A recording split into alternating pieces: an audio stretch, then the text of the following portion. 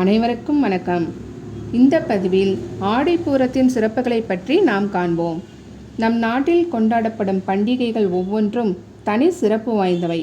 அப்படி ஆண்டாள் அவதரித்த ஆடிப்பூரமும் பல சிறப்புகள் பெற்றது.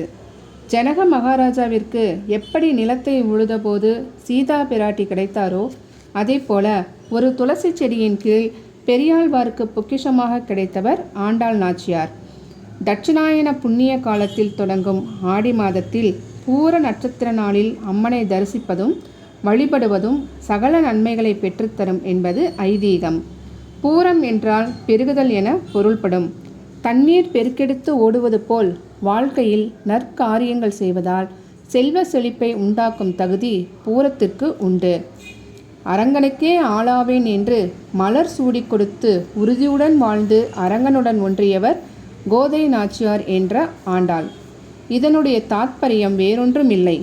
ஜீவாத்மாவாகிய நாம் அனைவரும் இந்த பரமாத்மாவுடன் ஐக்கியமாக வேண்டும் என்பதே.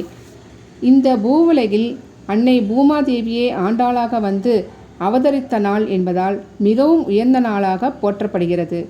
இந்த நாளை மணவாள மாமுனிகள் புண்ணிய தினம் என்று கூறுகிறார். ஆகவே அன்னை ஆண்டாளை வழிபட்டு பாசுரங்கள் பாடி ஆண்டாள் அருள் பெறுவோமாக. புராணங்களில் அன்னை பார்வதி தேவி ருதுவான நாள் என்று கூறப்படுகின்றன. அன்றைய தினமே அம்பிகைக்கு வளைகாப்பு செய்வார்கள். இந்த மங்களகரமான சுபதினத்தில் அம்பாளை தரிசித்து அன்னையின் சந்நிதியில் வளையல் பிரசாதத்தை பெற்று வருவதால் கன்னி பெண்களுக்கு திருமணம் நிகழும், குழந்தை பேறு வேண்டுவோருக்கு குழந்தை பாக்கியம் உண்டாகும், வறுமை நீங்கி செல்வம் பெருகும். அனைவருக்கும் நன்றி.